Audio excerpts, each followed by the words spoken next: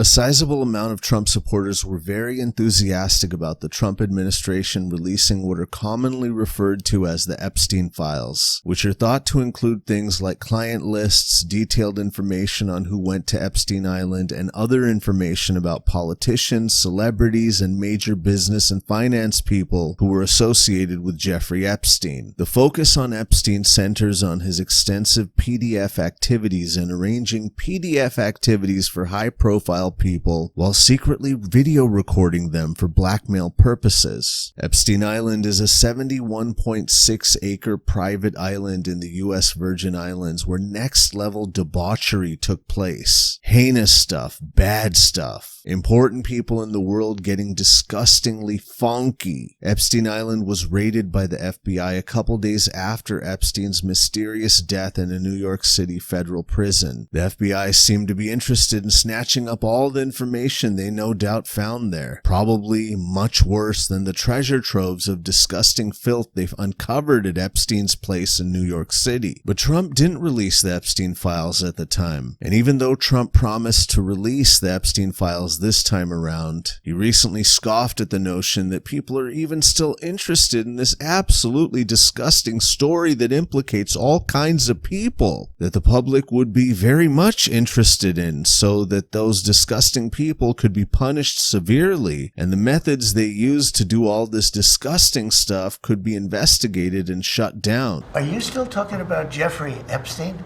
This guy's been talked about for years. You're asking, we have Texas, we have this, we have all of the things. And are people still talking about this guy, this creep?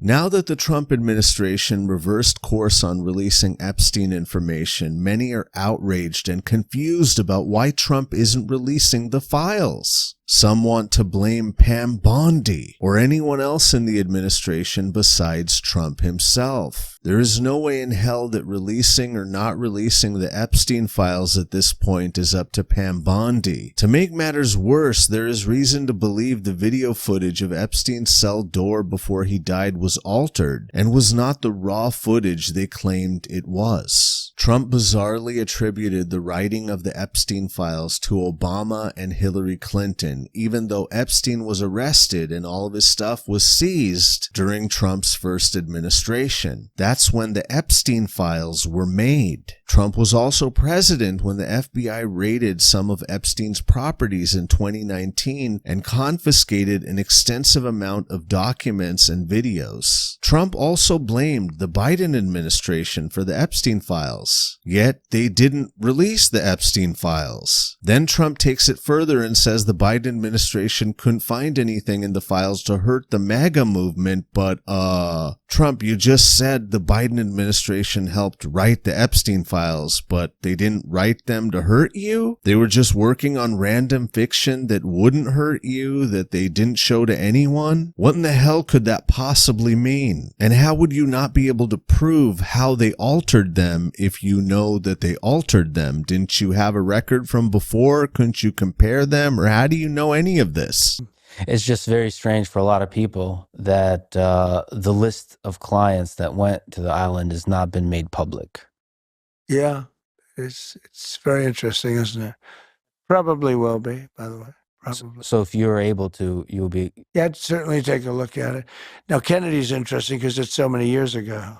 One of Trump's big campaign gimmicks was that he, the mighty Trump, would release all the secret files that the bad guys don't want you to see, including the Epstein files. Now he's like, what files? Oh, the files that Obama and Hillary Clinton and former FBI Director James Comey and former Director of CIA John Brennan wrote years after they were out of office? And years after the Epstein files were put together during Trump's first administration? The files that Biden somehow falsified against Trump, yet kept private, so that no damage could actually be done to Trump. Like, Trump really did not think it through when he wrote that. Trump's labor secretary during his first term, Alexandra Acosta, was the U.S. attorney for the Southern District of Florida who agreed to the sweetheart plea deal Epstein was offered after being indicted back in 2007 for PDF activities. Epstein got in trouble in Florida at the time, and state authorities started going after him. Former Harvard law professor and media personality Alan Dershowitz helped negotiate the plea deal for Epstein. Dershowitz reportedly appeared several times on flight logs from one of Epstein's jets and was known to be a friend of Epstein. Ken Starr, best known for producing the report that was the basis for Bill Clinton's impeachment, also helped Epstein with a plea deal. Of course, we know Epstein and Bill Clinton spent plenty of quality time together. But anyways, the bizarre plea deal gave Epstein, 4 co-conspirators, and potential unknown conspirators immunity from federal criminal charges. They sealed a 53-page indictment against Epstein as well as the plea deal, basically stopped further investigation into Epstein and his PDF activities, and then U.S. Attorney Acosta agreed to not tell the victims about the plea deal even though he was required to do so according to federal law. In exchange, Epstein agreed to plead guilty in Florida state court to 2 felony prostitution charges, serve 18 months in prison, register as a sex offender, and pay restitution to over 30 victims. Instead of sending Epstein to a state prison, he was put in a private wing of Palm Beach County Stockade, and after 3.5 months was allowed to leave jail for up to 12 hours a day, 6 days a week. He was allowed to leave and come back to jail at his own discretion. There is an account of Acosta telling the Trump transition team that he made the Epstein deal because he was told Epstein belonged to intelligence, that Epstein was above his pay grade, and he should back off of Epstein. So what's the reason why Trump won't release the files? The most likely answer is along the lines of what Tucker Carlson recently said. Jeffrey Epstein was working on behalf of intel services, probably not American.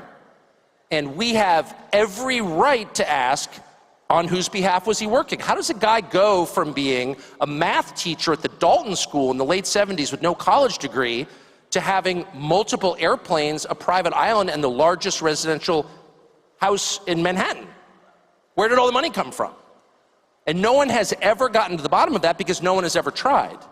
And moreover, it's extremely obvious to anyone who watches that this guy had direct connections to a foreign government. Now, no one's allowed to say that that foreign government is Israel because we have been somehow cowed into thinking that that's naughty. I'm not sure whether Epstein was Mossad, CIA, a double agent, or who knows what, but if he was intelligence of some sort, and the U.S. intelligence world has been providing cover for everything related to Epstein, this means that the federal government is okay with the intelligence community doing PDF activities. They are okay with using PDF activities to gain leverage over people. They are okay with knowing presidents like Bill Clinton and Donald Trump are associated with this. They are also okay with doing a bunch of sick shit in the name of America and using national security as an excuse to run things as they see fit behind the scenes, which sometimes involves an international PDF ring. If Tucker Carlson is right that Epstein was a Mossad agent, this also means that the U.S. foreign policy and that the American military itself was probably influenced and at times controlled by what amounts to blackmail over PDF activities. This is something the American people have every right to know about and stop.